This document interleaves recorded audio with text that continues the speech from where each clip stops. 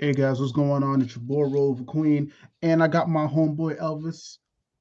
Oh, hold on. I had this playing in the background. Let's start that over again. What's going on, y'all? It's the Comics Code Authority. It's your boy Rover Queen, and I am here with my lovely, scrumptious, delicious, and sexy homeboy Elvis. Please introduce yourself.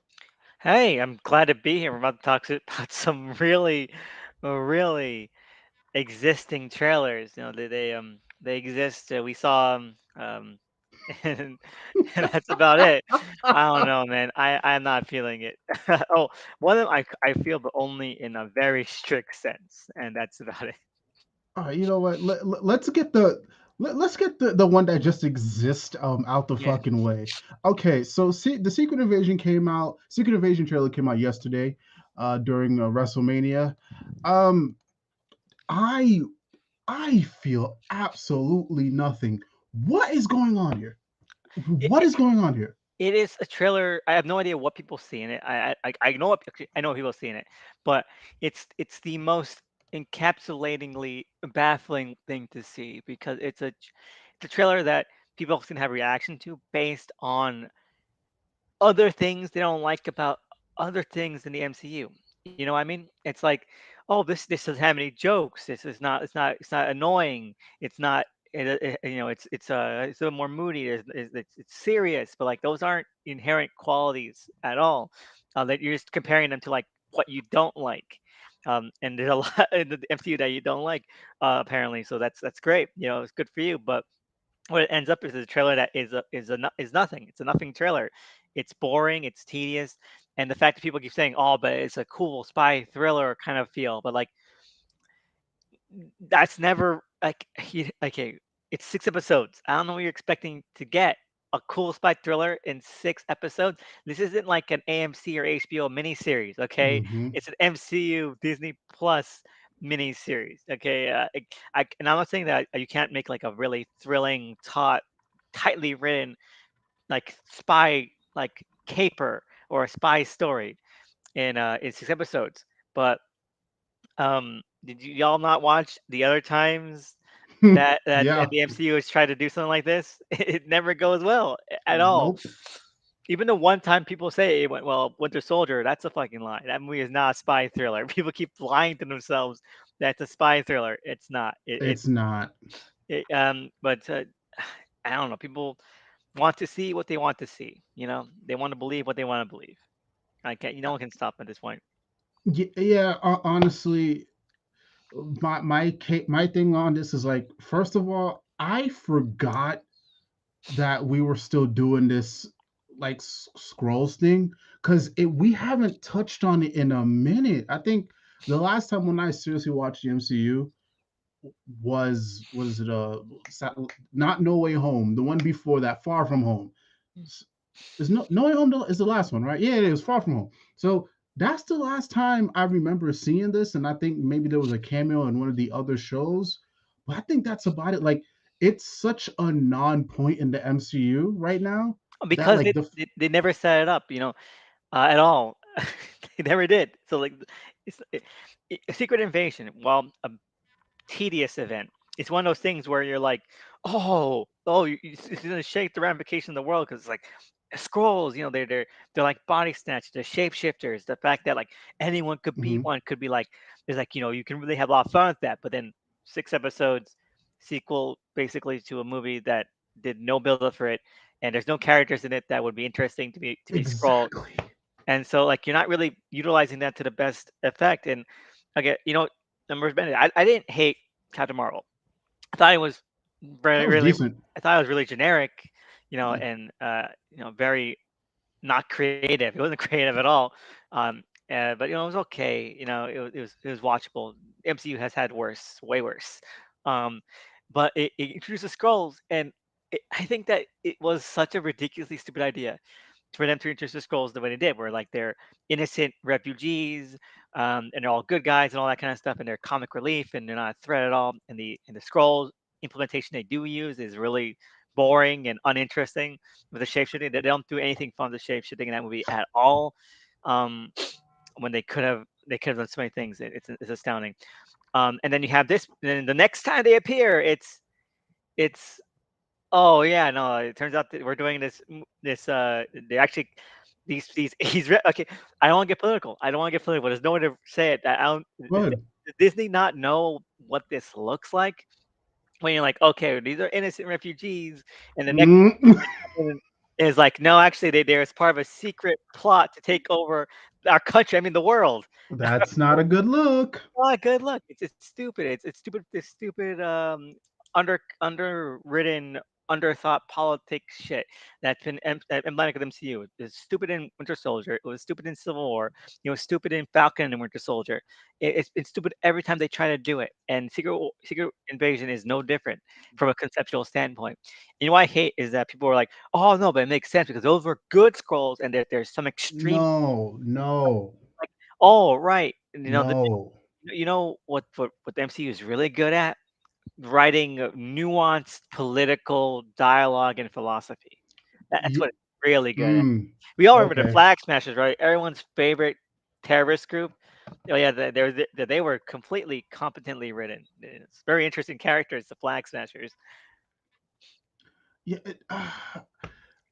People are setting uh, themselves up for disappointment. I have no yeah. idea. I don't know because again, I'm funny enough. Like I'm wrapping up my read of Secret Invasion, and for me, I'm having a solid time with it. I mean, I don't know. Also, I've taken my sweet time reading it, but I'm enjoying it for what it is. But again, like there was, at least some kind of build up. There was some story behind the scrolls, and again, like it was at least in those couple books that it reflected. Like you can kind of get the feel of, oh, maybe not everybody can be trusted, and like I like that, like because I'm reading the entire thing, tie-ins included. I'm like, okay, cool. There's like this nice sense of, oh, can this person be trusted, can this person not be trusted, what's going on, like that was consistent. But you don't start that in a Spider-Man movie and then you almost barely never reference it. And No Way Home is not Far From Home is God knows that movie came out with 2019. Yeah, 2019, right before the pandemic. So it's just like, what?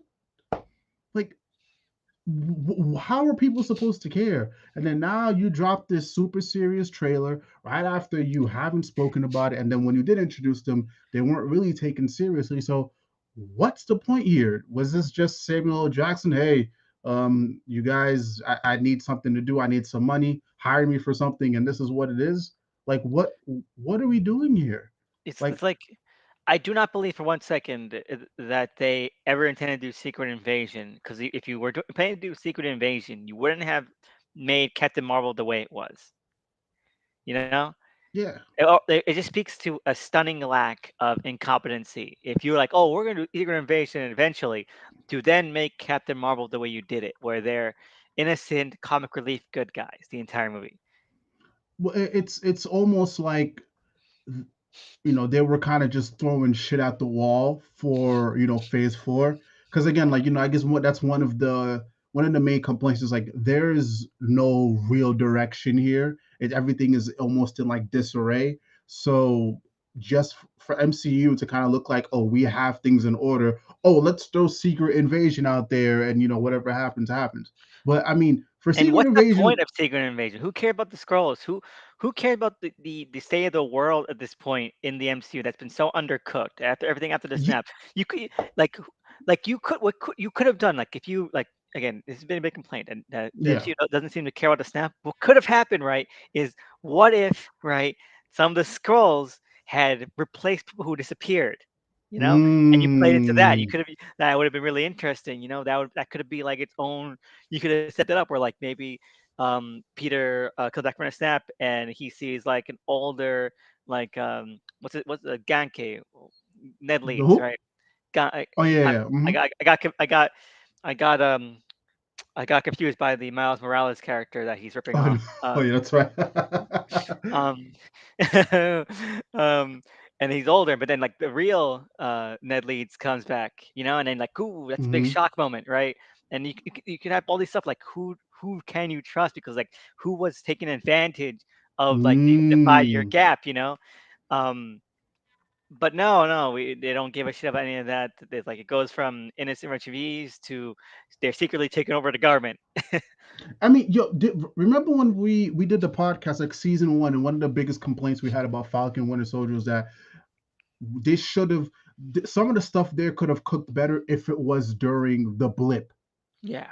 This is again what you're saying. This it would have worked then. Like, why not? Like, it, I don't know. It feels like also too. Let's be honest. Like a lot of the star power, arguably so, is gone. Like I feel like this is something maybe you could have done, better if we didn't lose, Robert Downey Jr., or if we didn't lose Chris Evans, or if we didn't lose, You know, I'm going to I'm going to kind of do a counterpoint to you okay, because go ahead. I don't think the MC would have done any better with this. And you want to know why I know that? Mm. Because they also fucked up with Hydra. All right, Ah, like they go that got like shelved out like a different show yeah, entirely. but like Hydra sucks so much in the MCU. Like everyone's like, oh, but what about Winter Soldier? Or that one guy from 10 seconds of Iron Man 2 said, "Hail Hydra" for 1 second. Oh yeah, that's a really No. cool scene. No, it's not because like it could have been so interesting, so interesting to have like Hydra. The entire thing is like, who can you Hmm. trust? And it turns out to be just guys you don't give a shit about. Oh, there's that one Shield agent from one scene in Thor. Oh, okay. All right. That's totally interesting and shocking and engaging. It's a great use of Hydra and that kind of stuff. And it's really shocking when you have these two things. You have Hydra and you have the Hmm. Scrolls, and they were both done better as concepts in totally unrelated movies. I'm gonna give you the examples. Okay, Hmm. you have the you have the Syndicate trilogy from Iron Man, right? The Syndicate trilogy. I'm not Iron Man. Mission Impossible. Right? Mm. You have Ghost Protocol. You have Rogue Nation, and you have Fallout. Right? And that is a Captain America trilogy right there. That's a Hydra trilogy. Okay, especially in Hmm. Fallout and Rogue Nation, they're basically fighting Hydra, and again, you get that great moment in Fallout where you're like, who can you trust? They flip the switch, and you see, even though it's not like established characters,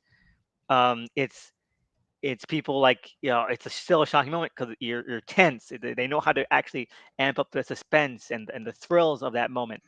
Um, but and the MCU with the next like 8 movies, 10 movies in doesn't know how to Hmm. handle like one of the big kind of moments or big villain groups in comics. That's ridiculous. And then in Secret Invasion, Scrolls, I gotta bring it up again. I bring this every time.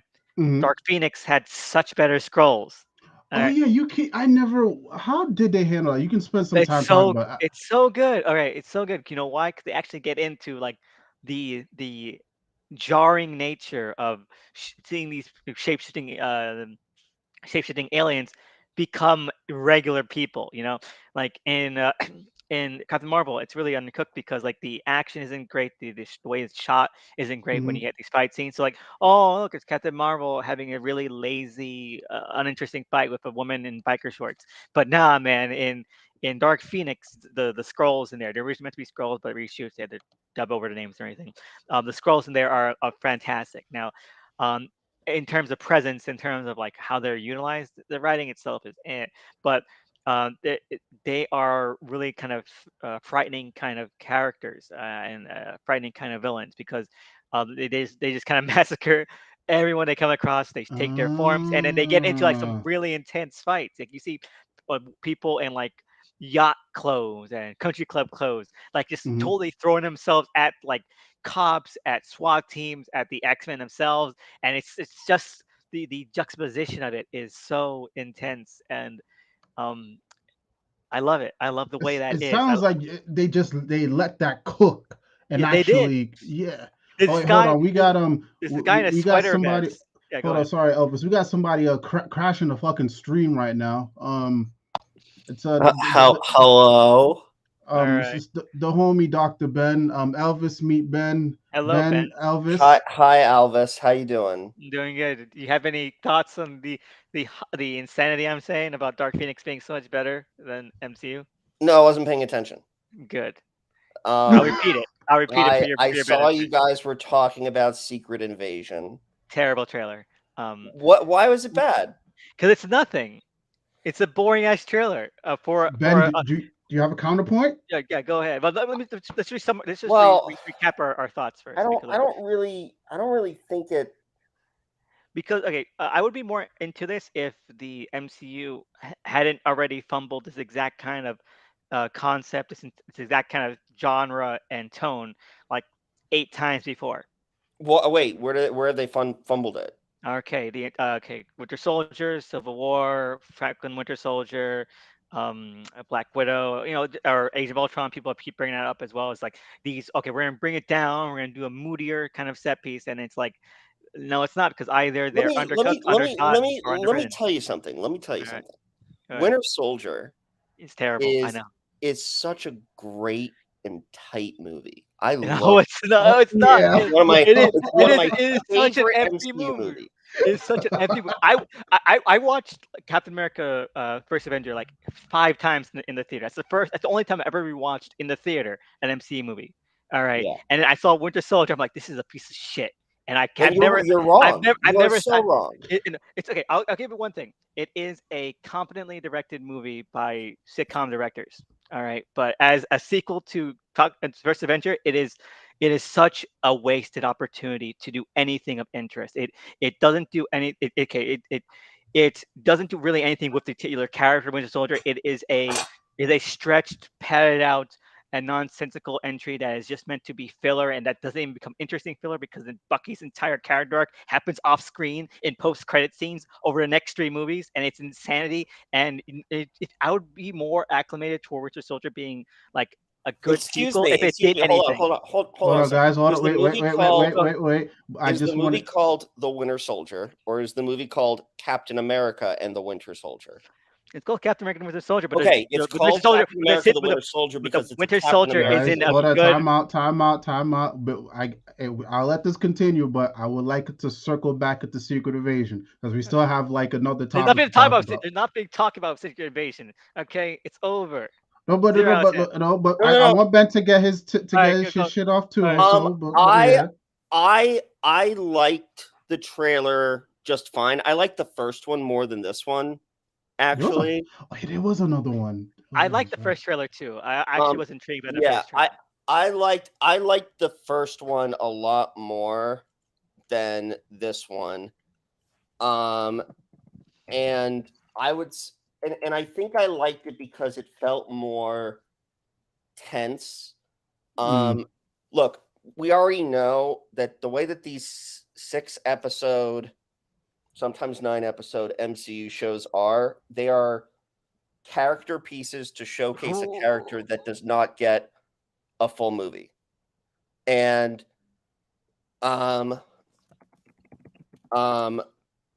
the I would say so. I think that I'm trying to articulate it, but it feels like we already know that this is going to be a character study of Nick Fury, and that it's going to be basically like him down on his luck, down on his life, and everything like that. I feel like I've seen enough to see that Nick Fury has been aging. I don't need a character study on him enough or anymore. I agree with that. I wanna see so much more of him like facing that and him like getting into like cool scrapes with Ben Mendelsohn. That's what I want to see. I would have liked that too, and I think that was a big missed opportunity with Captain Marvel, the first movie. But hold on a second. I think that we're still going to be getting that. I don't think that the trailer is 100% selling us on the show. The thing is, right, with the trailer itself, even if we do get that, I'm just not interested in the scrolls at all. I think that they've kind of missed their boat, like with implementing them in a way that's engaging or thrilling. Yeah, and this is why, and I mean to this is, I guess I wanted to articulate my earlier point correctly, is because again, I think the way they were introduced, like we both agree on, was botched, and then also for me, also like one of the selling points for the comic for me was just like, again, this entire idea of this being like a universal wide thing where in the back of your mind you just have that lingering feeling of who can be trusted. Again, it's like I I don't know what the point of just condensing this specific storyline to 6 episodes is I do. going to I do. do. I I I I know the I point. don't, and who knows? And again, the show hasn't come out yet, so maybe again, it's a little bit too early for me to speak. But But but I but I I, I don't. I'm having a hard time being so convinced because it's like, Ro, the yeah, point of them condensing it and doing it this way is to mhm. showcase Nick Fury. It's not to showcase the scrolls. If you Yes, but want that's something, if you want something No, that's going to showcase the scrolls, that's watch mhm. what Dark Phoenix. well, or that's what the comics are for. Real talk. That's what the comics are for Yeah, because the true. comics Yeah, I but agree. yeah, the, I the, agree, the agree. But comics then have at that more point, real like, estate why use the scrolls at all? because there's still like very popular enemies, and Secret Invasion is still like you could still do Secret Invasion as a story to show the effects of how Secret Invasion affects Nick Fury, not necessarily, and thus the entire like Avengers world, not necessarily like or the MCU, but not necessarily like showing how like look, trying to take a long running comic series that has to put out books month to month to month to month to try to replicate that as a TV show or a movie is impossible. And or rather and make it good is impossible. Mm. You They can't should at least try. They no. Yeah, can at least that's try. The thing, right? You can say that we can say they didn't try because we all saw Captain Marvel and they didn't try. They didn't. If their intent was to eventually do Secret Invasion, which I don't believe for 1 second they ever thought about doing Secret Invasion, they wouldn't have done Captain Marvel the way they did. I don't know if they never thought about it.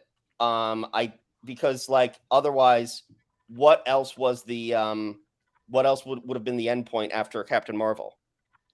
Well, I don't know. I feel like if you were having Secret Invasion in back of your cap, I think you could. I mean, here's what I think. I think you The could have. MCU's Secret Invasion is not going to be a scroll story. It is a Nick Fury story. That's what it is. That's how you need to sort of think about it. I can. Again, we'll wait and see. It's I don't know. It's kind of it's kind of hard for me to divide. But again, I'm thinking about it from maybe the way I'm thinking about it is kind of just too grand. Maybe that's a little bit of my problem. But I don't know. I honestly feel like I personally think this is just my opinion. Yeah. We even with the current cast of the MCU, yes, I know. Like I said before, we lost the heavy hitters. I still think we could have done like a semi proper build up to this, and then maybe instead of whatever they're doing with Kang, why not just have Secret Invasion be like one of the big movies? Why not do that? So I mean, why not? I was It's surprised. I was surprised when they did reveal that Secret Invasion was going to be a TV show until I saw the trailer and I saw, oh, this is a Nick Fury show. This is not a scroll show. mm, And and the other thing too is you can't have too many things that sound too similar. I know mm, that's a dumb reason, but we already have something else with Secret coming out. oh, you mean Secret Wars? Yes. Oh, You have to make things as accessible as possible to the general audience. Look, me, you, and mm-hmm. Alvis, Elvis, yeah, it's Elvis. we are comic book fans. We are Mhm. we digest this stuff, we peel this stuff apart, but you also have to take into account the general public, which is unfortunately the majority. And they outrank us.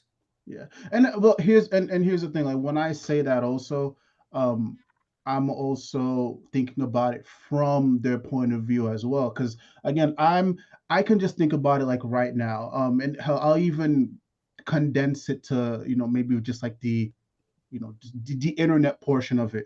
Do you know how crazy it would be for just the speculations, just the pure speculations of who can or who cannot be?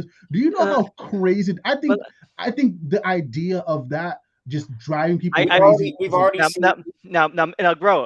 Okay, I want to say I agree with parts of what you're both saying, but Hmm. what I want to say as well is that um like again, I understand what you're saying, Ben, that we're gonna work we have like expectations from like comics, reading comics, but I'm not thinking about it in terms of comics, I'm thinking about how it's being implemented in the story they're telling. Yeah. And the story they're telling and how it's been implemented and how it's been used is just frankly very incompetent. It is, and I'm gonna call it out for being incompetent.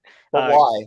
because you're going from okay, if you're going from a scrolls kind of standpoint for how they're using Captain Marvel and how they're being used in Secret Invasion is just like you could have done more to build it up, and not fact you're going to have to jam it into 6 episodes. Which is again, you're right. It is a Nick Fury story, but you could have done anything with Nick Fury's story rather than circling around a concept that you kind of already did a haha gotcha kind of twist moment with that you kind of Mm, wasted up in Captain Marvel itself. Like, oh, you thought they were bad guys, but they're not. They're actually good innocent refugees. And like, okay, you know what? Fine, political comment, twist, whatever. You know, it works for that the story that's going with there. But now we were going to do a complete 180 with Nick Fury. I mean, with Secret Invasion, and it's like, oh, but don't worry, they're political extremists. Like, okay, but you don't really handle political stuff that well, as we've seen multiple times before. And again, it seems to be more of a character focused piece, like you're saying. I agree, Ben.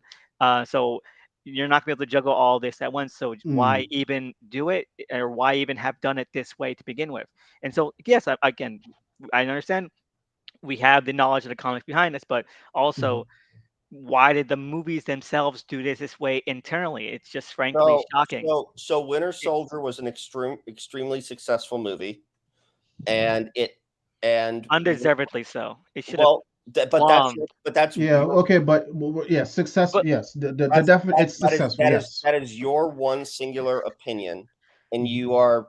I can count on maybe one hand, and you're one of them. The number of people that did not like Winter Soldier.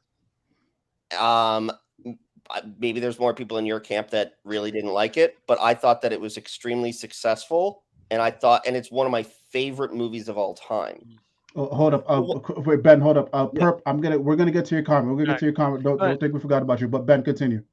Civil War, I have the exact same feelings for. Um, Whew. and Falcon and Winter Soldier, I think, started really strong, but it was compressed and it suffered due to effects of the pandemic. I think it suffered due to the effects of that shitty writing, honestly. What I'm saying is that the writing suffered because of the pandemic. No, there They there there there there there are things in there that you can't blame the pandemic on, like actual character writing. They didn't the actual character writing is just simply no. just horrifyingly I bad. am telling you that the story changed because of the No, no, pandemic. I know the story changed penalty. We all know Yeah. about the Mad Bomber and the panic virus or the anger virus, the rage virus they're having. We all know about that. But the actual interconnected character writing, the intimate scenes, Mhm. just suck so much so often in that show. I think that the characterizations between the heroes were great. I think that Carly Morgenthau kind of fell apart. U.S. Uh, agent is so bad. John John Walker I thought was pretty great. He But could have been great. He could have been, but I do think that Carly Morgenthau did fall apart. Um, so look, we'll see what happens with Secret Invasion in terms of Mhm. what happens with the other political thriller stuff that's going to be in the MCU. We have we have Thunderbolts, we have Captain America: New World Order. I'm excited for Thunderbolts. I Yeah, I forgot am about too. Thunderbolts. Because Yeah. because you know I will say that this now I don't want to seem like hater guy 1000, but I didn't, even though I didn't like the whole, oh, like we're gonna be doing political stuff with Black Widow. I did enjoy it as very early 2000s camp. It felt very Yeah. early 2000s, like 2003. It felt like I could watch this in a double feature of Daredevil and have a great time. Hell It's just yeah. it's just so Agreed. silly. I love it. It's so silly. Oh, I forgot I got off on it how much I love how just ridiculous it is wait, and goofy. do we let's answer Perp's Perp had two Yeah, comments here. He said Perp said definitely think this is going to be more in line with the Marvels. I wish. What do we think? I don't. Tie in more. I don't think so. I don't think it's actually have to do Well, anything with the Marvels. there was an sorry to interrupt. I'm sorry. Continue what you were saying. Oh no, I finished. I don't think it's gonna have anything to do with Marvels. They seem like pretty distinct stories. Like it just seems like this is gonna be where they're gonna cut off that B plot from Captain Marvel so that the Marvels can do its own thing. I tend to kind of agree. There was an interview a few days ago that it was revealed who Emilia Clarke is playing. I don't know if you guys talked about that. Oh no. So can I reveal that? Go ahead. Yeah, go ahead. Okay, I know, but go ahead. She's playing an aged up version of Talos's daughter, which was the scroll from the end of the baby scroll that played with Monica Rambeau, young Monica Rambeau at the end of Captain Marvel. And she's been radicalized this whole time. Oh. So she's going to be on the opposing faction, and she basically thinks like everything that her dad did was wrong, et cetera, et cetera. So you know what this means, bro. Yeah, close up our borders. Oh my God, Elvis! No, but come on, that's what I mean. It's such a stupid way to continue Captain Marvel, you know. Well, conceptually, you could have done more in Captain Marvel. That's all I'm saying. I don't disagree with you. I think that Captain Marvel is not my favorite MCU movie, and it's probably in the lower third. I put it in the middle. You know, it's just such a flat line. I can't hate it, and I don't love it. I don't. There's worse movies. There's worse MCU movies. Yeah. Eternals. Eternals is amazing. Oh my God. We're not going down this line. No. Everything except for like the final. The only thing I hate about Eternals is the final 15 minutes, because that finale just sucks so hard. It's one of the worst MCU endings I've ever seen. You know what? I'll say this. I rewatched it recently, and I liked it a lot more than when I saw it in theaters. How dare you, Perp? Perp got a second question. He also got something else that he said too, but yeah, we'll get to that. All right. Go ahead. But back to what I was saying. So yes, that is who that character is going to be playing. I think that Secret Invasion is basically going to continue off from where Captain Marvel left off. I don't think that the Marvels is going to deal with the Skrulls at all. Good. Maybe I'm wrong. Well, I think, you know what, before we move ahead with what Perp is saying, which I think is going to go on its own little tangent, I feel like if you want to do like Secret Invasion, again, in this hypothetical where it's not a Nick Fury character piece or vehicle, and one way you could do it, and you could do it like really interestingly, is if it was a like more kind of smaller scale story about people on the ground, you know, like normal everyday people. Like you have a character who's not like a big hero, who's a new character, like a regular civilian who starts to notice things are a little bit different, you know. And then it's more of like a straight kind of suspenseful, like sci-fi kind of horror piece, like Skrulls, kind of like Invasion of the Body Snatchers, basically. You know, and I like that eyes.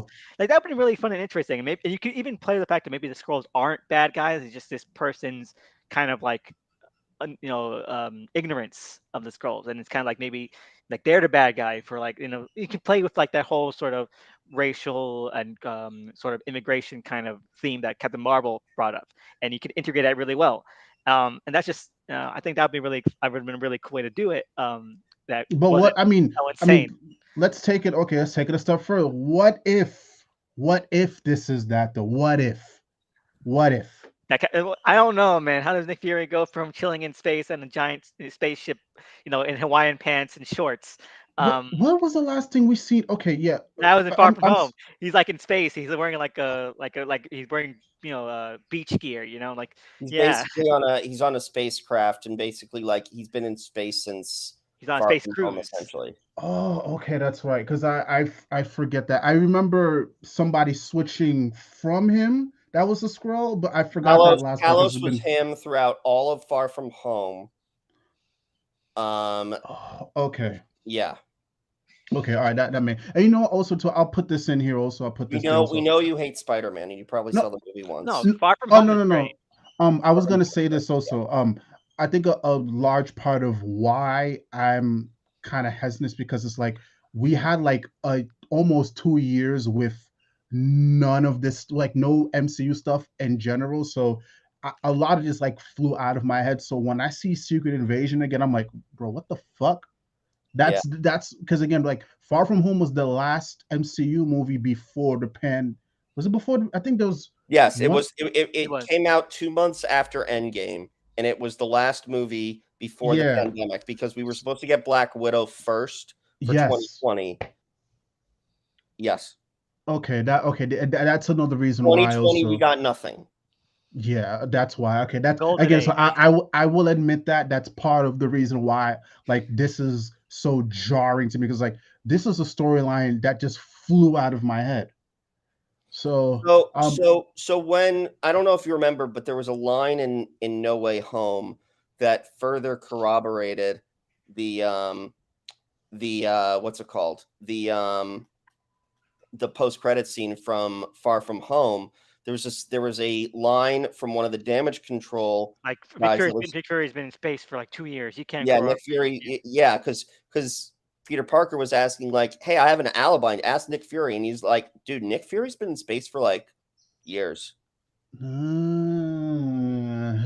okay. All right, that's right. I will only seen that shit once. So okay, now I mean, it's making a little bit more sense to me now. Okay. Yeah.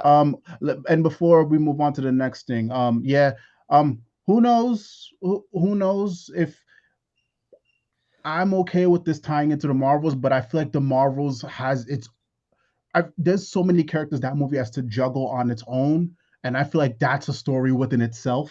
So Yeah. I'm trying to figure out how that's gonna tie into Secret Invasion, but who knows? Who knows? Again, they just delayed the movie even further, so maybe that's what they're working on right now. So Well, I think that things being moved around is more of a talk of what I don't think it has anything to do about the quality of the movie. yeah, I think it has more to do with the shuffling of who's in charge at Disney now. yeah, and Really. and I meant also maybe it could be from a story perspective as well. Who knows? Maybe they are trying to course correct or whatever, and then that also ties into who's in charge. So maybe they want things a little bit more tight knit. Maybe they want the continuity to flow a little bit better. So I don't who think it's that. knows?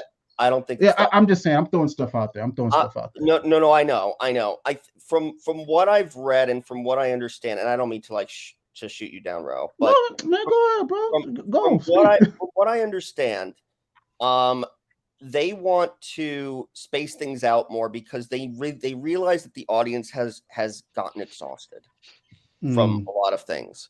Like, I want you to count how many MCU projects were released between 2020 and 2021. Or I'm sorry, 2021 and 2022. I think it's like 17. Yeah, we It's a started off lot. with WandaVision. Then we went. Oh yeah, we had quite a bit. Yeah, wow, that's a lot. So 5 shows in 2021, 5 shows in 2022, Shit. plus all the movies. Yeah, I can't remember what those shows were. Me too. WandaVision, Falcon, Loki, What If, fuck, I don't remember. So Like, nothing was remembering then. I got it.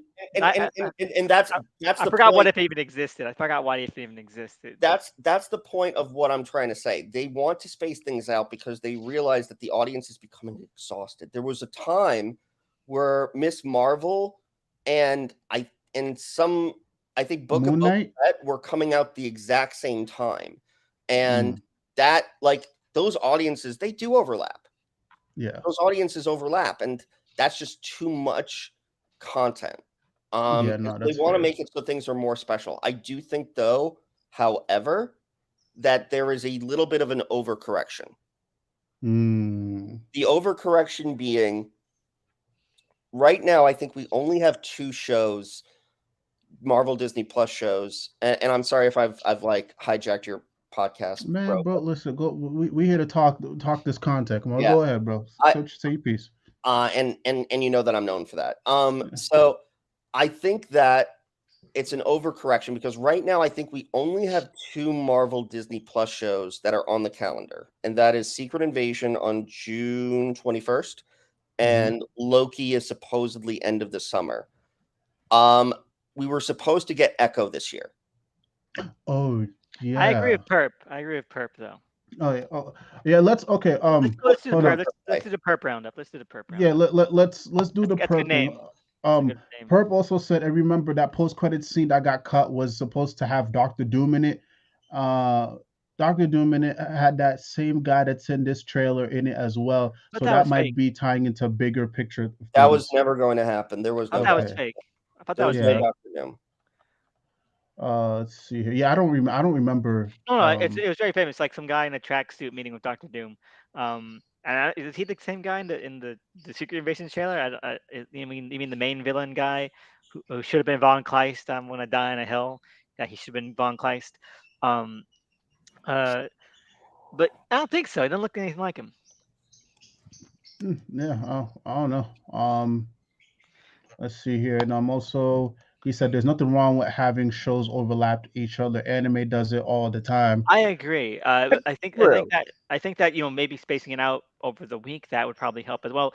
I don't think that Book of Boba Fett and Miss Marvel I do overlap in that they're like part of franchises and there's a big franchise kind of like cultural moment. Yeah, there's franchise fatigue. There is franchise fatigue. Yeah, and I don't care what anybody says. When one company fails, we all fail. Like Shazam not doing well at the box office, it's not good for Marvel. I don't care what anyone says. Because even right now it's like, now the consensus is okay, now superhero movies are not doing bad, exactly. or just like so right. It's like if one fails, then they start talking about the other one, then now it's like a trickle down effect. So no, I understand. And for me also, it's not a matter of the overlapping. Again, I think it's just more quality. I think that's what it is, because I feel sure. Yeah, I think if these shows were better, if they were better received, then maybe we wouldn't be in the state. But it's like I can only imagine, because I say on this show all the time and other places, I tapped out of a lot of the shit.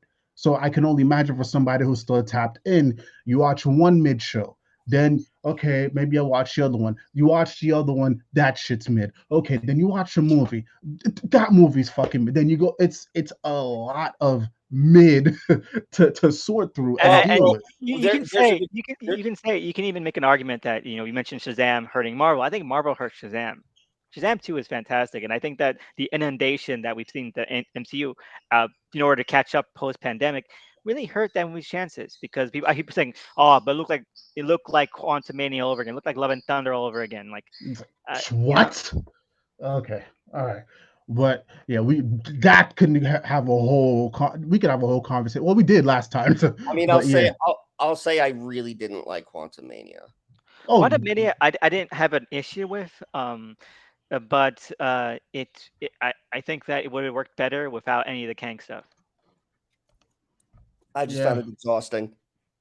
Yeah, I found it hard to pay attention to, honestly. I found it hard. Yes, I found it hard to pay attention to. I found it exhausting, and I liked it better in the second one a lot.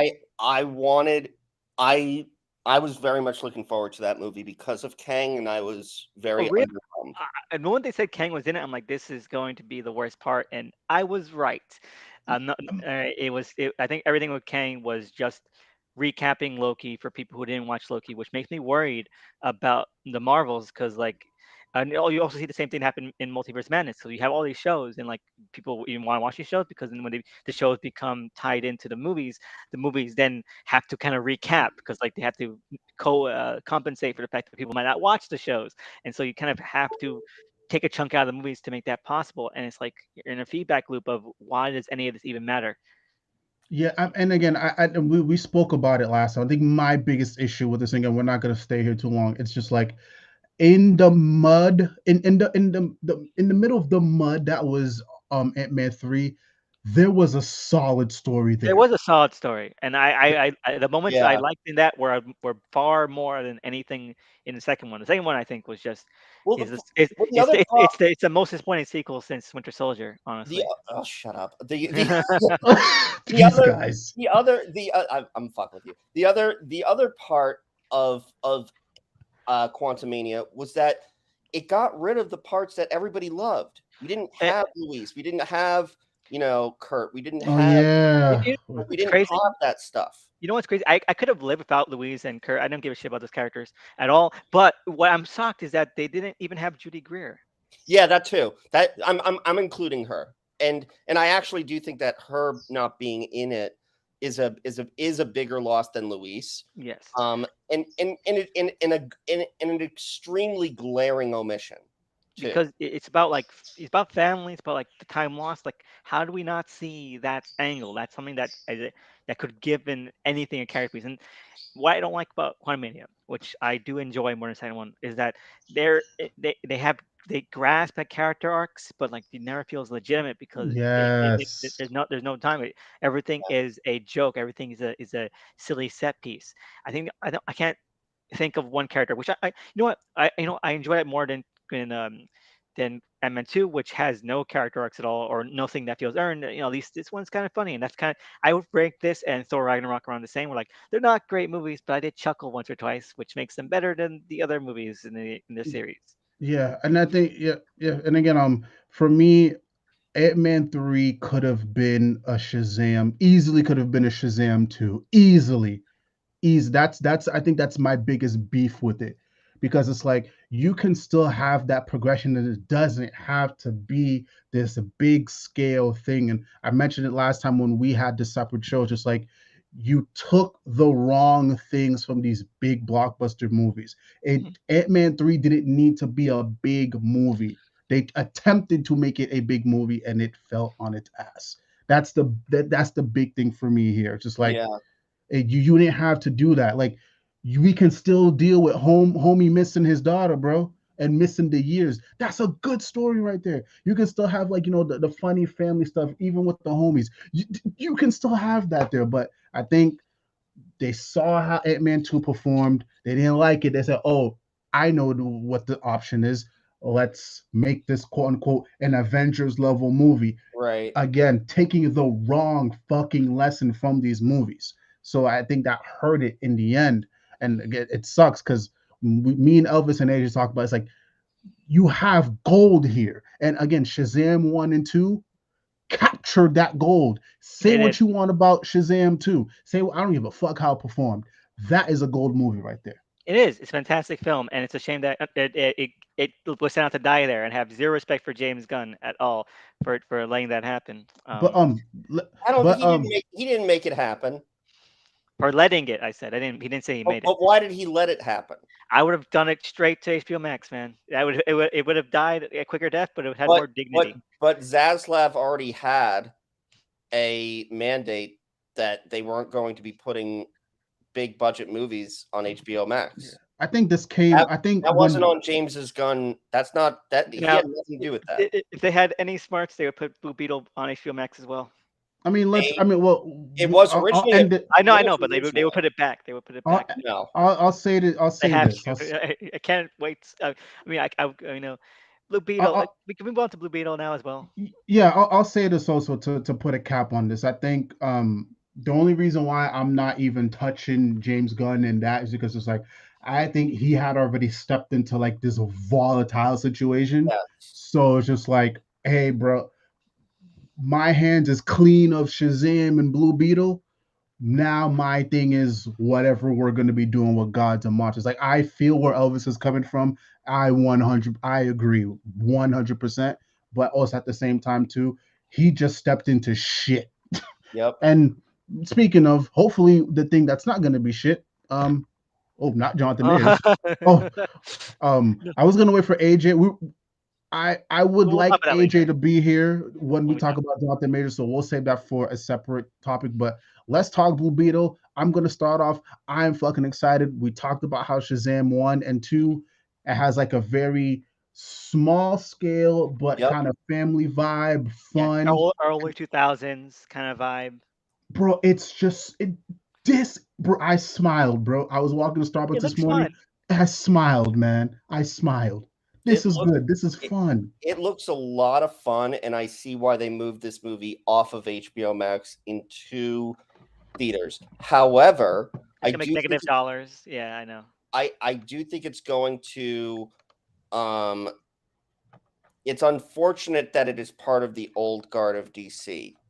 Mm, But I also think that James Gunn has kind of like made it very clear that he's going to be picking and choosing what's going to be moving forward into the new DC and what's not.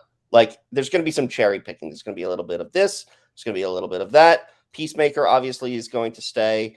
Waller is going to stay. Like it's not going to be black or white. So I think Blue Beetle could be part of his future, is what I'm saying. And I think that James Gunn knows that. And I think that David Zaslav knows that. And I think that that is partly why they pushed for that movie to be not an HBO Max movie. That was before Zaslav, though. What? That happened like yeah, before. that was more Zaslav, and again, Yeah, that's that was, when James Gunn stepped into but it. Okay. that was before as well. Okay, my mistake. No, well, I agree. I think that James Gunn knows that Blue Beetle is a new IP. It doesn't have the baggage that, like, say, Aquaman or Shazam had. Right. Mhm. So it's it's totally fresh. So if if it becomes like a hidden success or a watershed success, great. They can totally use that. You have Peacemaker already, and you have the whole Charlton side of stuff. People are really pulling for question to be in Peacemaker season 2, me included. I want to see that guy in Peacemaker season 2. Just do a whole Charlton thing, and he would slip right in.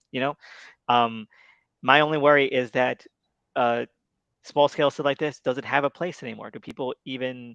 And it doesn't seem like people care about small scale stuff, even though I'm going to say it, movie for movie, smaller scale superhero movies are usually just so much more entertaining and bearable Uh, than blockbuster ones. So when you say smaller scale, you're thinking that this is a movie that's not going to crack $1 billion. I know. I think by small scale. I mean small scale. I mean, like, in terms of the production and tone and just Yeah. of itself internally. I don't think that they I do think that well. I think a good movie, if a good movie ends up being a good movie and ends up being good word of mouth and good Look, Shazam. reviews. What? Shazam had good word of mouth. Shazam. People actually saw it. People just took the opportunity to more dunk on it than anything. Well, I think here. Well, again, we're I don't want us to like backtrack to Shazam. I think the problem is that people see something small scale and they're like, that's not worth my time. Yeah, and also too, it's just like Shazam. Even before that movie had come out, there was just so much like, again, excuse my language. There was just so much shit around it, Like, and then again, especially if you go online as well, just like it was just like in that movie, that great movie, there was just like so much drama surrounding it, and then I think that also, unfortunately, like affected the talk around it. But again, like we said before, if people actually went and watched the fucking movie, and yeah, there's something great here. So, and I think, and I was gonna say this also. I'm paying attention, to the talk right now about Blue Beetle, and for something small scale, I'm seeing a lot of positivity for it. Like it's like, oh, cool, this is like a new IP. People would know who Jaime Reyes is, but I'm starting to see like the energy shift a little now. It's only gonna matter if people actually show up to the movie, which again, that's questionable because again, we had Shazam, but now Blue Beetle came in. A lot of the talk around it wasn't as negative. I think the only questionable thing is, oh, it's moving from HBO Max to cinema, and then I think that's about it. Like, there's nothing really negative surrounding it. So, and again, also too, we also know that James Gunn is cherry picking. So again, we, like you just said before, Peacemaker is moving on, Waller is moving on, maybe some others are moving on. So there's potential here. I see it. I want to talk about the general audience for a second, because I think it's a very important thing that gets very lost in the conversation of fans like you and myself. Mhm. Like, I think when the general audience sees a superhero movie, they kind of just sort of lump them all together, and Mm. especially when a lot of them are all releasing at the same time. Shazam came out in very close proximity to Ant-Man and the Wasp: Quantumania. Mm. I think that Shazam failed for several reasons, and I definitely think that that is part of it that gets lost in the conversation. Mm. So when does Blue Beetle come out? It comes out August. What else is coming out during that time? Uh, that's a No Marvel real. movie. No, the next one is Guardians. Guardians. Yeah, Guardians will be at the end of its theatrical run. When is Guardians come out again? That's May May. 5th. Okay, yeah. There's a lot of time. Okay, so there's not really any other superhero movies. And anything else that would be popular would probably be counted as quote unquote counter programming, meaning like a horror movie or like John Wick or what have you. I mean, you have Teenage Mutant Ninja Turtles, you have the Meg 2, you have the Last Voyage of the Demeter. Okay, you have Equalizer Barbie 3. Barbie will be popular, but you don't have any movie that really scratches the same itch as what Blue Beetle would do. The thing is right. Like, and this goes back to my small scale thing, is that people see the Blue Beetle trailer and say, "This looks worth my time." I think people will think that it's worth their time, not because it is, or their money at least. Well, it's worth my time and money. I think they will think that it is going to be worth their time and money, partially because it's going to be the only superhero movie at the time. That the thing is, we just mentioned a bunch of genre stuff already. That they can watch instead. That will, I'm gonna say it. Like, I think Blue Beetle looks fantastic. It looks fantastic for a made-for-TV movie, which is what it is. Right. Yeah, but I still don't. Again, I agree. It looks fantastic. But I don't know. Here's the thing too. Again, going back to the general audience part of it, because I don't even think we also got to add this into a portion of the general audience don't even really be paying attention to the behind the scenes stuff. So we know it's coming from we know this is coming from a move it's coming from TV to cinema. Them phone don't give a fuck about that, bro. Which means that they won't take it into account. I think that people who do know that are taking that into account, and they're like, "Oh, that's really impressive." People who don't know that, they're gonna look at this. That looks like a cheap movie. Well, fuck them. Exactly. Like that thing, right? Like they'll say, I can wait for that. Yeah. But I think, and again, also But again, too, I think it looks really good. But also looking at that trailer, like what are the engaging parts of this? Like of course there's fun little jokes and gags for DCU, like Billy Burger, that Batman jokes, the little Easter eggs and stuff that you remember or know from Blue Beetle, either the Garrett or Cord or Reyes versions, like all the little nods and stuff to the character's history and inspirations. Like that's fun, but like again, we're going back to general audience, like who don't know that, it just looks samey, It looks like a Power Ranger movie. Yeah, it looks samey, and that's the thing. Like, and then you have the idea of threats. Oh, he's being hunted by a corporation. Like, what is the give of this? And I think that you really need to and that's why I don't think that smaller scale ones do that well, because the small scale ones do have to be small scale in terms of like plot, in terms of scale, in terms of the story itself that it's telling. And I enjoyed it because like they're so much more. Like I think they're able to work more on charm of the characters in the cast. So I think for Blue Beetle to succeed, they really need to have a marketing that showcases that more. I think that we do see a little bit of that in this trailer. So I think that they should really sort of like downplay, I think the actual plot and overplay or lean into, I mean, the character dynamics. Like that's what should be the thing that's selling this movie. In terms of trailers, in terms of spots, in terms of posters, really bring into this all the cast and how the dynamics are. And I think that that's something that Shazam 2 should have done. because I think a lot of the trailers were like action, action, action, and the movie has like a lot of heart. Mm, yeah. Now I don't want to see Blue Beetle fail. I think it's almost inevitable that it will fail, but if they're smart, and hopefully they are, they will lean into its strength that makes it different. And that's what honestly a lot of, like we see Venom leaned into, like it's a buddy comedy, and so you show a lot of that. Hmm. Yeah, and you see and I think that's fantastic. A way that's a fantastic example of what to do when you're a smaller scale kind of comic book movie that you know needs to find a niche. So how we think they could do it? So are we talking like, okay, I know you mentioned spots. You think the interviews will help? I No, think interviews. No, I think trailers. They don't Yeah, show a lot of the action. I think a lot of the action is going to be the things that do look the mm, most undercooked. So I think the parts with the uncle, the parts with the family reacting, those are really mm, fun. The parts where like they're waving off to his interview, all really fun. Like mhm. just have more of that in the trailers. Put that in the what's the trailers. what's the online chatter responding to Blue Beetle? The chair. Uh, It's you say your side. I think we our sides overlap. So yeah, go ahead, Elvis. well, I'm seeing a lot of this looks great. It looks like it, but it'll probably flop too. This looks great. I'll do anything to help it succeed. But other parts are like this looks like really cheap stuff. They should have kept on HBO Max. But again, Okay. I don't really follow like general audience. A lot of people I follow are people who read comics or in the know and stuff like that. Right. Yeah, Right. on my end, it's more, oh, this looks fun. Oh, they cooking. I see a lot of that meme. Oh, bro, cooking. That meme's being tossed around like crazy. In regards to this movie, I'm seeing a lot of talk about like the actual comics, which is great. Um, and I see in enthusiasm, and I see there's some sides that are comparing it to like Power Rangers.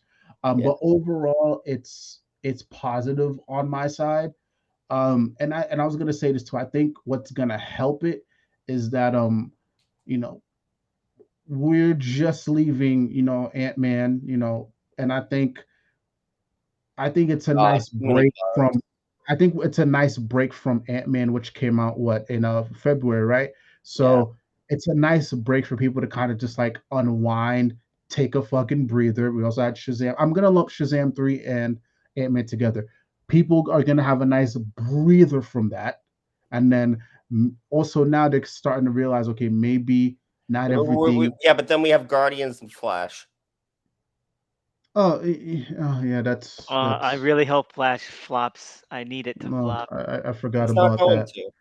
I need it It's to gonna. underperform. It's going to do tremendous. Oh wait! Time out. Speaking, I'm gonna knock the Flash out the conversation, but Guardians, right? Yeah. So Guardians is a pretty self-contained. It's like in its own way, it's a family movie as well. Like it's just like a bunch of just like these ragtag folk getting together and just like doing crazy shit. And I think Guardians coming out before this is going to help I because agree.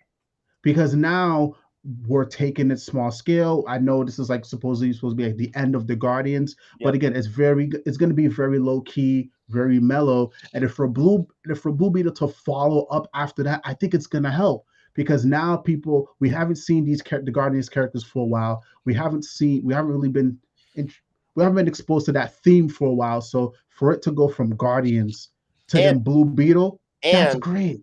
and Flash, which will be a bigger scale movie, to go from a bigger scale movie to a smaller scale movie, I think is also helpful. Yeah. So I think the Blue Beetle odds can are ride on set. the coattails of Flash, which will be successful. Look, I don't want Ezra Miller to be. I don't want good things. I want Ezra Miller to face justice for their action. Yeah. I just want But the movie to bomb. It'd be the funniest thing in the world as a Flash fan for that movie to just completely sink. but what good that ties into like let's just talk like adults for a second. Like that, let's talk adults about comic books. But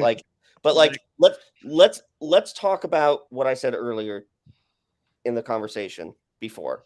When one movie fails, it hurts all of our genre movies. Good. Mm. I Elvis mean, is I'm just sorry, out here but for. I'm saying why do I care about what? Okay, you know what? If genre movies fail, I'll just watch romantic comedy on like HBO Max or Hulu or Netflix, man. Oh God, you don't want to do that. I'm not totally indebted to like just one strata of movie. I watch. That's why I rarely watch comic book movies unless I'm like insanely interested at this point because I'm checked out of so many other stuff. So then, I, so then, so I then, what? see what I see what Ben is saying because again, right, we can relate this. I know we keep circling back Yeah. to Ant-Man and Shazam, right? But again, Ant-Man didn't do so hot, and then for Shazam to come on right on the coattails of that, I think that hurt it. So now imagine, No, no, right, bro. the No. Flash comes out. Mhm. The Flash comes out. It's we know it's gonna be a success, quote unquote, right? That helps for a movie like Blue Beetle, and even to Guardians for. It So does. yeah, it helps. Flash comes on, it helps Guardians, and then it also helps Blue Beetle as well. So I would actually just pause that for a second. I'm going to mhm. argue that we're going to be hearing about how good the Flash is in the next few weeks because they're premiering that. We've been hearing about how good the Flash is for like last 4 months, and I'm getting less convinced every time they bring it up. Yes, but they are actually going to show that movie at CinemaCon in Las Vegas.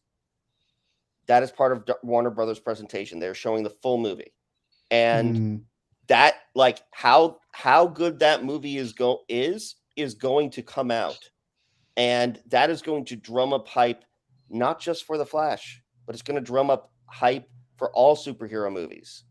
It's going to drum up hype in anticipation for Guardians, for the Flash, for them Blue Beetle.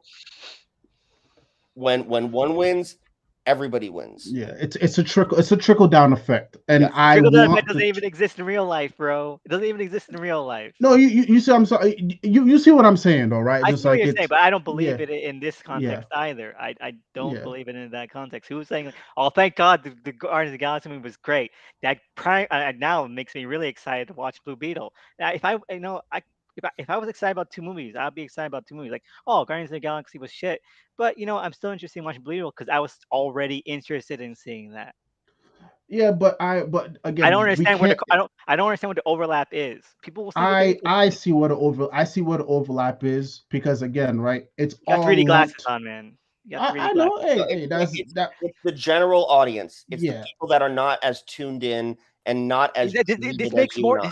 more sense for the general audience then, because why would a that's general what we're audience talking care? about. Yeah, why would the general audience care whether or not the Guardians of the Galaxy movie is good, and how would that influence them caring about Blue Beetle at all? Because That doesn't make any sense the at all. reason, well, the reason why I think we're both arguing because again, say what you want about these movies individually, they all get fucking lumped together, and the conversation always circles back to whatever is hot in that entire niche. So if one. Half the women I date are always like Batman's DC or Marvel. I don't know. Yeah, but And then again, there's no it's. second date. But Yeah, like they all get they all get like clumped together. So again, imagine if we just had like 4 or 5 just like bad movies from both. All right, that all affects each other. Now imagine. That's happened. Okay, now let's flip the script. Let's say fucking Shazam. Let's say Shazam was dope. Well, excuse me. Well, Shazam was dope. Excuse me. Let's just say Quantumanium was dope, and then the boom, Shazam 2, we already know it's dope. But again, because of that energy coming, I do not I see s- it. I know I that's see it I see it you need to that get way your eyes because checked. You need to get your eyes hey checked, bro, man. I see it that way. I do I too. because again, they all get lumped in the same category and the energy bounces off of each other. I 100% agree with that. I 100% stand by that. I agree with that. I agree with Ben. I 100% agree with Ben. I 100% agree. You gonna And put I that think link in that your can profile? benefit, and I think that can benefit a movie like Blue Beetle, which again, we call it small scale, and it is, but Yeah.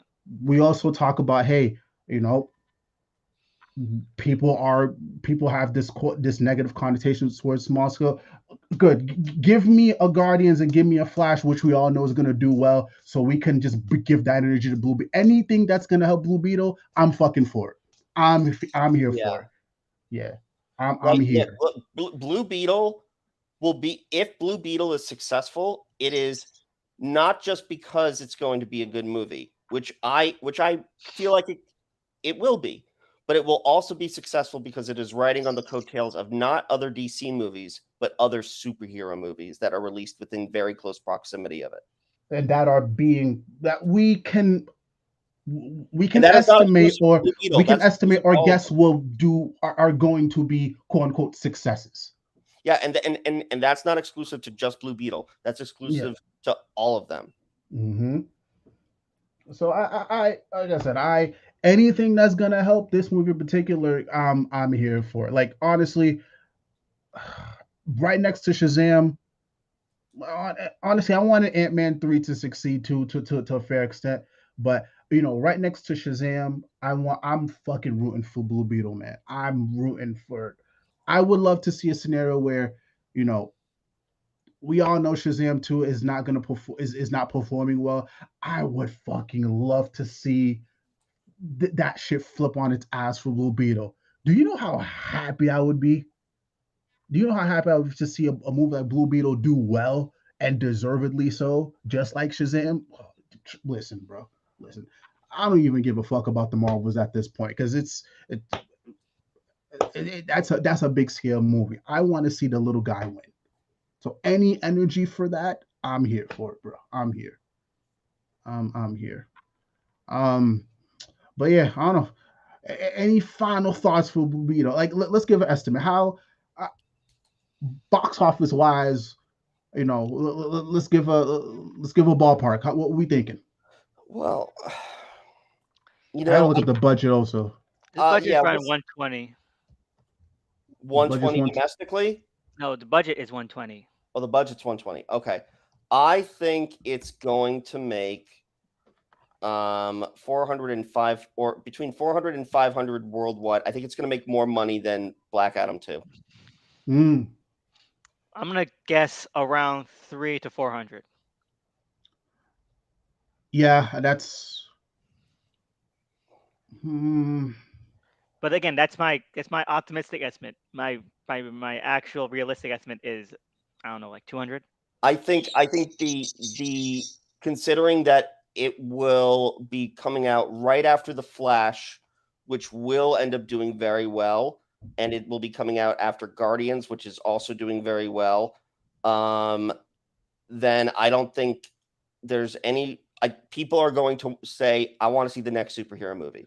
I don't think people think it like that at all. That's like some franchise dumb thoughts, and I don't. That's like Stranger in a Strange Land philosophy for me, man. I don't see that at all. Okay. Yeah, for me, I think what is it, 120?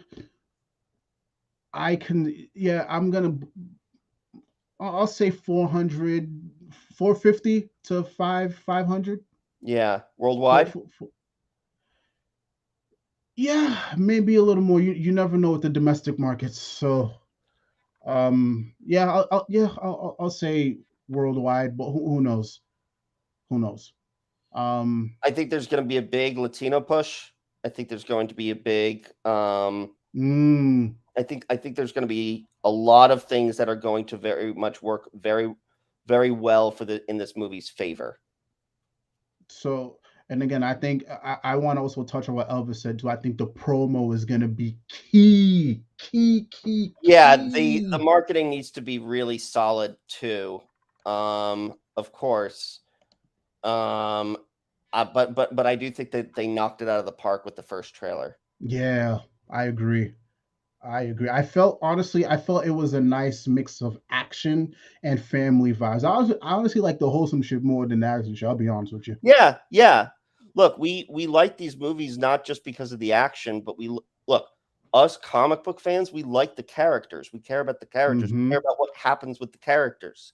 And so, look, I liked Civil War because of the characters. I liked Winter Soldier because of the characters. Did I like the action too? Yeah, absolutely. But I cared about the characters more than anything else. Yeah. So and again, if they can do a good job of like selling us on that, I think we'll be good. I think we're in good hands also. And So and yeah. and if this movie makes between 450 to 500, I think you can bet that James Gunn is going to call up Cholo and say, "We want you back in that costume." Yeah. And we want you back in that costume like sooner rather than later. Yeah. Or Um, if not, and if anything also, hey, sooner rather than later, and then let's try to see, because again, I know he has like a very set plan. Let's try to see where we can incorporate you in the plan. Well, I think So clearly, whether his plans may be set, but nothing's set in stone until the movie is filmed, until each project is filmed. yeah. Okay? Like things can shift around, and he can do whatever the fuck he wants. He could do if he wants to shift things around, he can do whatever the fuck he wants, and he will do whatever he wants.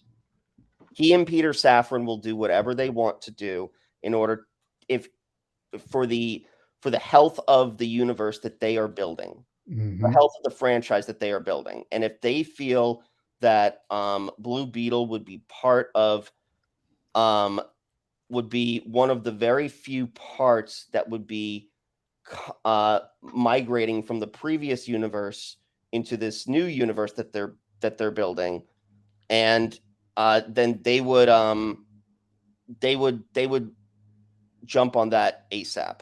I mean, let's and again, we're gonna wrap up here, but honestly, let's just say, okay, this does, hit double or triple. What's wrong with just doing a Blue Beetle 2 and it also just being self-contained? What's wrong There's with that? nothing wrong with that. Yeah. I don't think that there's anything wrong with that, and Yeah. I think that would also probably be on the table. I think Yeah. that if they did do Blue Beetle 2, they would need to get it done fast. Like again, I feel like unless WB like changes its tack, and we saw with Shazam too, and this is before the pandemic. You can blame some of the pandemic, you can blame some of it non-pandemic, but there was no support after that movie came out to Yeah. like again like you need to nurture these films, you need to nurture these Mhm. IPs. So like say Blue Beetle 2 is on the table, and then let's say like they try to get that out like 2 or 3 years after. Those 2 or 3 years, you're gonna have to continue to nurture that brand. Let's say like Blue Beetle 2 comes out and they up the budget. Budget is already 120-ish already. Yeah. That's not a minuscule budget. They up the budget even more, for a sequel, and they don't, and then they kind of throw it out there into the ether without like having built up Yeah. the audience response for it. That's not going to work out. So Yeah. hopefully they change their kind of look at things and how they operate. Yeah, I 100% agree. Because that's super important. Because again, yeah, I know I didn't watch the first Shazam when it came out, but I do remember it coming out, and then it was like a one and done thing. Like I was like, It was it a was great there. movie. It was great, and it was like it was. I blinked, it was here. I blinked, it was gone. So I think they have a chance to redeem it here, and also too. Hey, honestly, if push comes to shove, throw that motherfucker in the Elseworlds with Batman. Do it, do it. They don't. It doesn't have to tie into anything. Just throw that motherfucker in there. That's fine. You can. He doesn't have to be intertwined with the bigger universe. I mean, I'm not opposed to it, but if we're worried that tying it into the bigger universe will hinder it, that's fine. Put the motherfucker in the Elseworlds. That's okay. Just keep cooking with what you got over here, and that's fine. It's totally fine. Totally fine. But yeah, I think this is a good place to wrap up. Holy shit, we had a great conversation, man. I'm really happy that we made the time to make this happen. Ben, so fucking appreciate you for coming through. I know this was like Being a super last minute. being a little bit of a a Zoom terrorist here. Nah, you good. Don't even worry about it. You the homie. But yeah, let's wrap up, man. So Elvis, brother, where can they find you at? Well, you can find me on my own YouTube channel on Sourcewall Radio, where I do a bunch of unboxings, look at a couple of stuff as well. I'm planning on doing a Sweet Tooth season 1 review soon because season 2 is coming out like in 2 weeks. So I better get on that. Basically, looking at how that first season does a really great job of adapting something into an entirely different genre than the actual source material, while still being really faithful. And also on my Twitter at THE_SNICKMAN, where I go on bunch of different takes, and where I yeah, basically there. All right. Ben, where can they find you at, brother? Behind you. Oh God. No, you can find me at Dr. Ben MD on Twitter. It's really kind of the only place where I hang out. And sometimes I'll hop into these streams with Ro, and other times I'll go on the Ranger Command Power Hour, part of the Ranger Comics Squadron. Let's go. Yep. And yeah, that's kind of just where I remain right now. All right, all right, all right. You can find me on Rover Queen Reviews, YouTube. Yeah, I got content dropping this week. And you can also find me on Twitter. Where the hell is my Twitter? Oh yeah, that's me right here. Oh yeah, go ahead, give me a follow. I'm about to hit 1,000 on this bitch, which is surprising because for the longest time I kept losing subscribers. But whatever. Thanks for following me, I guess. But yeah, follow me there. Just giving out hot takes. Y'all know the vibes already. Comic Didn't we books. just do a 500 sub? Yeah, we did. We did, and I'm at 528 right now. Okay. Yeah. So yeah, you guys can find me both on there. And yeah, yo, thank you guys for checking out the Comics Code Authority stream. Ben, thank you for coming through. Elvis, thank you for coming through. Apologies, AJ couldn't be here. I guess he had some other stuff going on, but it's all good. We will be back. If anything happens next week or this week, then we can make some time Sunday. If not, we'll see you the week after that.